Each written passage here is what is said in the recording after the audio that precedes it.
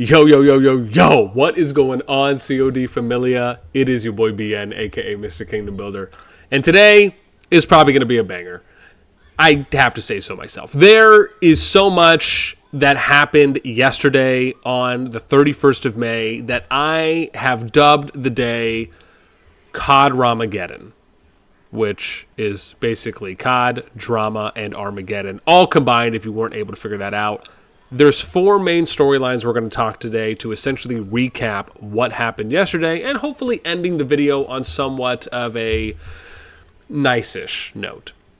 Number one, we are going to start off talking about the Mr0 information that, shout out to Rengoku for providing a little summary here. Number two, we're going to talk about what happened with FS, some territory getting deleted, P2W rallying and zeroing some cities. Number three, we're going to talk about what is coming to publicity, or at least is publicly being stated, about how TFS either may be losing some players, maybe some players are leaving, migrating out. There were a couple posts that we'll be referring to. And then we're going to end it with watching a video about Asya leaving. I'm going to give you my thoughts. We're going to do a little bit of deep dive because I was able to reach out to some people on some of these topics and should be relatively interesting. Okay, let's get into number one, which is the Mr0 situation and what ended up happening there. So I reached out to probably about 20 people here, from top players to players in different alliances, and I got a number of feedback from them on what happened here in 277, specifically SB1-29 for this particular KVK group. This is comprised of kingdoms. Let me see if we can click this here. 277, 279, 80, 81, 84, and 86. Now, if we look at the alliance power, you will see that Mr0 is pretty much nowhere near. They are all the way down to number 14. Now, I believe from what someone had mentioned to me is that this could have just been a... the name maybe could have changed, or someone could have taken it. Something might have happened there, but essentially you see that they were once a top alliance. Again, I wish I had a screenshot previously, but they were. And the number one player, Itachi, was in there, but now is in RNW. And so what actually happened here in 277 to make this, and why is this even a story? So number one, or let me give you some prefacing here.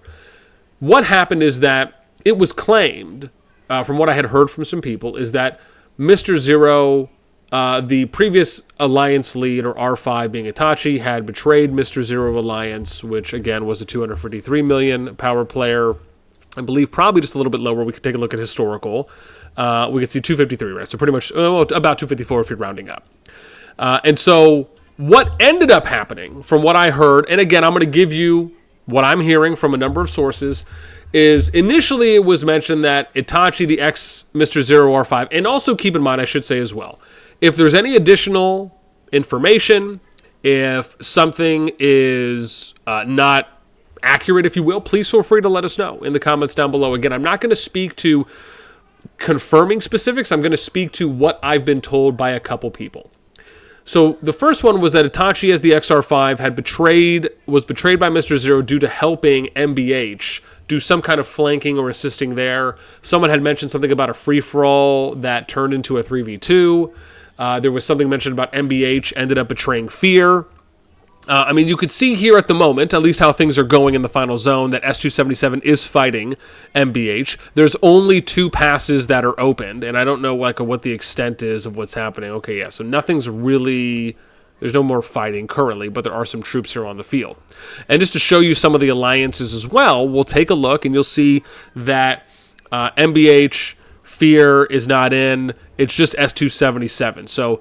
where's Fear? Where's RN? Where's, I think it's RNW because MBH is already there. No, sorry. 277 is actually there, and this is MBH in red. So then you have RNW for MBH and Fear that are in, right, the top 2 alliances. But where's RNW? Or excuse me, where's where's RNW? Where's Fear? It's S277 and MBH. Where's PPL? Right? These are other. I mean, you have at least 5 strong alliances here. But you only have 2 that have actually captured. You have MSC that's here at the pass, And then looks like Apex, but I don't know if they're lining up. Who knows if they're even strong enough to take it. So the second piece of feedback I got was that, and I think this one is probably a little more accurate because they did go into, well, I would guesstimate because they did go into more details, and it also seemed as though they spoke up about this objectively. They didn't kind of lean into one side or another. So it was said that in SB1, Mr0 replaced their their management team, R4s and R5s, which meant leaving some members from South Korea and Vietnam. The old management for Mr0 was predominantly made up of Chinese and Taiwan players that are no longer there. Now they are in S277, the alliance that you see around the dragon here in Final Zone. S277 ended up helping RNW apparently to get off the farming island that is still over here in Carantez. And you could see, I think that they're no longer there, because I don't see any alliances here. Or, I'm sorry, I don't think you can build in the Final Zone over there, so it was just going to be individual accounts. But I'd have to look to see where RNW is. So let's take a look real quick and see what zone. So they're in Orion would be their starting. So let's see if they're there, and if... Oh, wait, hang on, it's right here. I think it's Orion, right? Yeah. So this would be RNW, and it looks like they're facing off against whoever purple is, if I can actually click on something. Or something. So, oh, wow, so they're fighting against S277. And then, but now they're fighting against it? Very shocking. So RNW's here, and wow, this little burning thing on Belsic or Blasic. Interesting. Okay. Stuff has progressed, but let's continue. So RNW lost early, and now they're fighting S277 with some of the old members of Mr0 that, again, joined S277. So that makes sense based on what we're seeing now. MBH will most likely... so it seems like someone said that MBH is going to win and most likely get Dragon, even though at the moment they are pushing. But again, it doesn't look... At least at the moment, right? Maybe this is their downtime. I guess technically it would because it's probably early morning. It's 2:17 p.m. in the afternoon for me. So this is probably close to like 1 to 3 a.m. for them. But no pushing is going on at the moment. The original Mr0 team is made up of Taiwanese Chinese players. S277 is Koreans. The next season, it was being touted that Mr0 members from Taiwan, China are going to be joining MBH. Itachi and others left Mr0 of the Mr0 Alliance because they could not defeat the Dragon. I guess couldn't defeat Dragon or Elite Dragon, and might have been having some difficulties from what, and I heard this from more than one person, but less than a handful to say. So they joined MBH. Even though, again, if we look, let's go to the boards here. Even if we look, you can see Itachi is now in NRW. So maybe that's just him switching. Maybe he just resurged or something happened or just ended up switching the alliance. Or I'm sorry, I don't think you can actually resurge until near the end of the season. So the only way that would have been possible, I think, is if they started off in the same zone. So let's see where RNW is. So RNW, so they're both in Orion. Yeah, so that makes sense for them being there. But S277 is in final. So S277, it was, okay, yeah, so but that makes sense. In both zones, S277 was helping out RNW against MBH. Okay, so it is lining up. I just got to make sure that what I'm reading and what we're seeing visually is lining up. So then there's 3 seasons that have gone by, and S277, Mr0 have not been able to defeat the Elite Dragon. What was mentioned. Again, haven't confirmed this with a lot of people. I have heard this from at least 2 people, though. The current season plan was a 1v4, which is the current season we're in now, where it was going to be MBH versus PPL, Fear, RNW, and Mr0. Mr0 and RNW clashed early in the season, and RNW was expelled to the farming island, and now they're back for revenge. And then it gets to the next thing, which is what really happened, right? So after asking a number of people, there really wasn't anything clear-cut. Someone had mentioned that there could have been just some internal strife that was going on, maybe some fallout that happened, and really outside of the fact that they weren't able, if this ends up being true, to do a Dragon, Elite Dragon, and then that's one of the main reasons why they left and moved out, and now it's kind of turning some tables, if you will. That pretty much sums up, I would say, the drama-ish there for what we know at the moment. I will say, if that ends up being the case, it is difficult on how you value and weigh out, do I need to be able, because everything is all about timing, right? Is that it's not like you can never do the Elite Dragon. You just can't do it now based on the strength of the players that are there. But then you also have to think about the duration of time left in a KVK or in a season to actually do the dragon, right? Because even though, yes, eventually players will be able to do it, if you want to try and do it now, right, typically you're always going to have and it obviously depends on how much activity you have and how strong the players are spread out through the alliances, or in each alliance, we should say. And of course, it's just an easier path if you just gather a bunch of strong players, you put them in an alliance, and you go ahead and do the Elite Dragon and other Elite Behemoth raids, because it'll just be easier and you'll be able to do them sooner. Not to advocate for that, just speaking in rational terms. So yeah, we'll see what happens in 277. And if you're there, or if you know a little bit more, let us know in the comments down below. Okay, let's get to number 2. Number 2 is going to be the FS flag deletion P2W Zeroing that occurred in SB2-6. And to show you this, because I want to actually show you each kingdom while we go through, and I'm going to show you some screenshots too as well. So I'm going to load up my SB26 account. We are going to go through some screenshots here. Not screenshots, but some posts that I have popped up. So let's look at the first one. The first one here was posted by Moonguard, and these are not in any kind of particular order, just kind of pointing out main timings that occurred in that day that speak to an action or a situation that happened, just to kind of play us along a little bit more in the storyline. So he said, someone hacked FS Jason's account and deleted all forts. Now, I heard it was fort and flags that were deleted, and that was corroborated at least by multiple people. The next post is Jason then coming out and saying, mods, you can ban me if this is not allowed, and I apologize ahead of time. I am personally putting a bounty up right now. Anyone who knows who did this to my FS server, I will buy out a 385 Pluto Mall pack. To claim, you need to have solid proof, not a he said, she said. I'm talking about screenshots, evidence, etc. We already know people knew ahead of time this was going to happen. So again, my DMs are open. Prove it, and I will go buy it. Got a few more to show you as well, but I want to go back here to SB2-6 because I want to show you where the progress is right now. So, PTW is over here in red. FS is in yellow.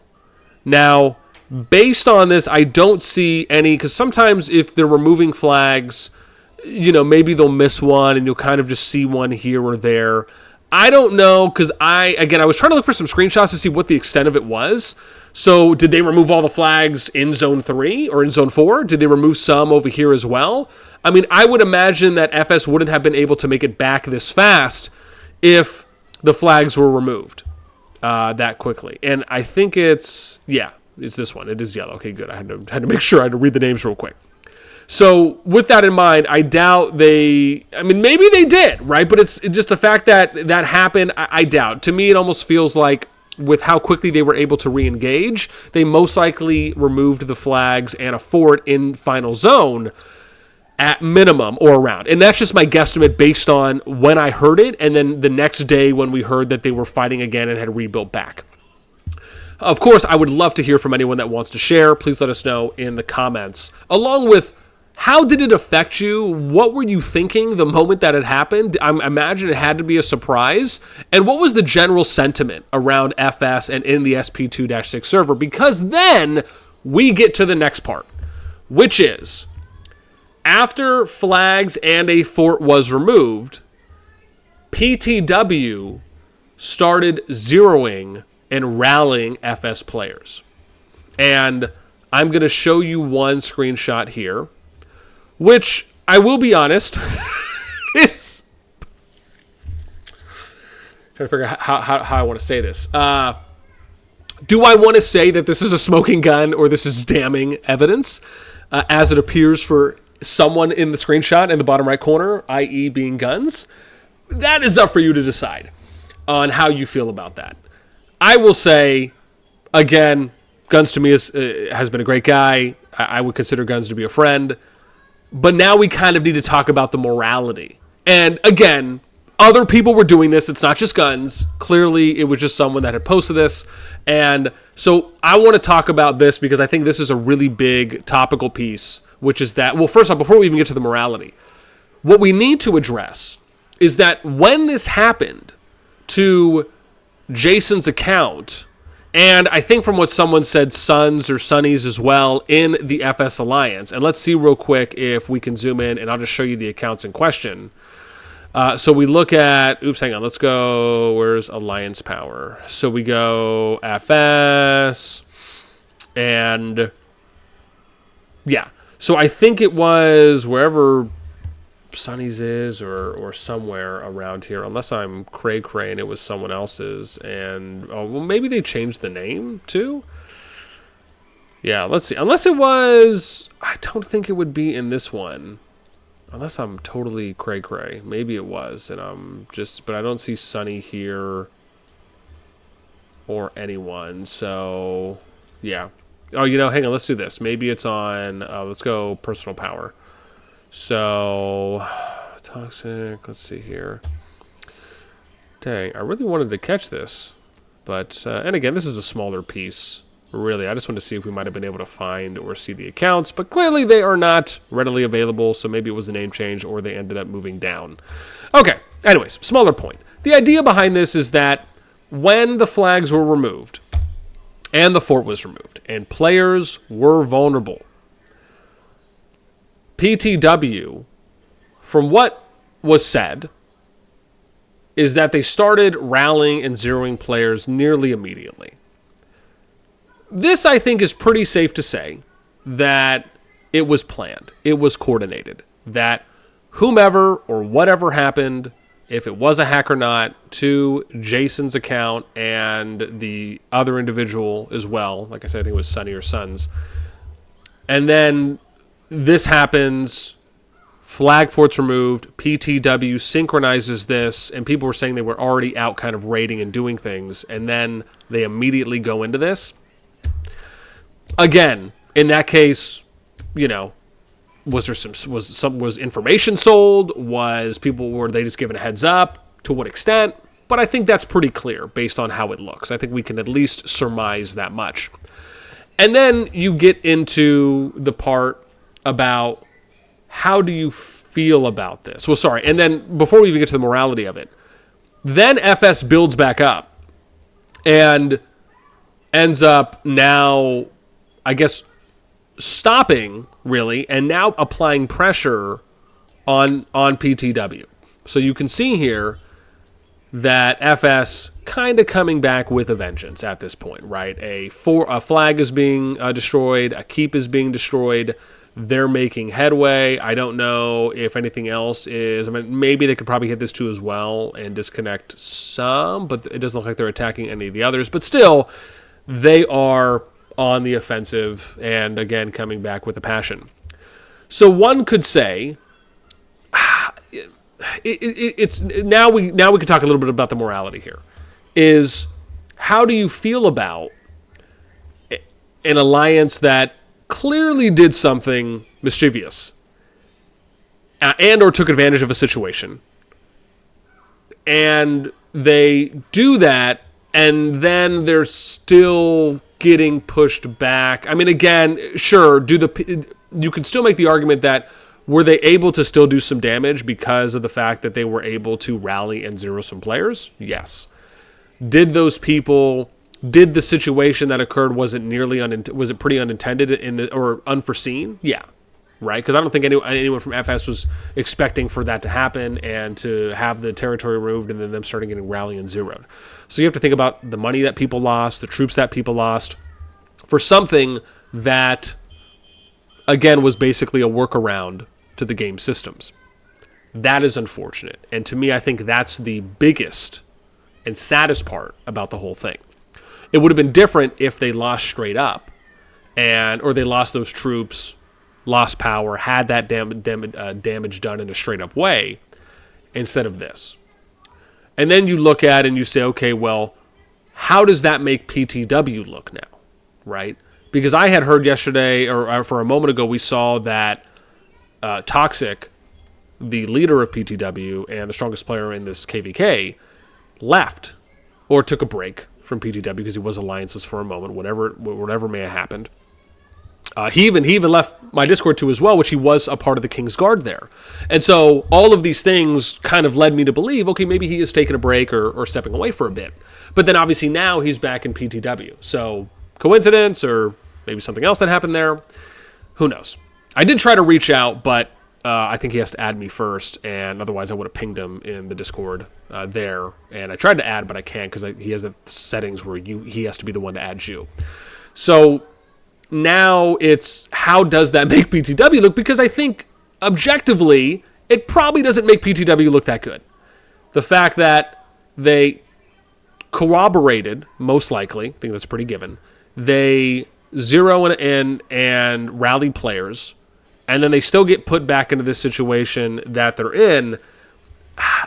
Part of me doesn't really want to use the word scummy, right? Because keep in mind, this isn't something that is affecting all PTW players. That's really important to apply here, is that it's probably only the PTW players that specifically took part and engaged. And then also at the same time, let's add another asterisk here, because who knows how much information was provided to the PTW players, right?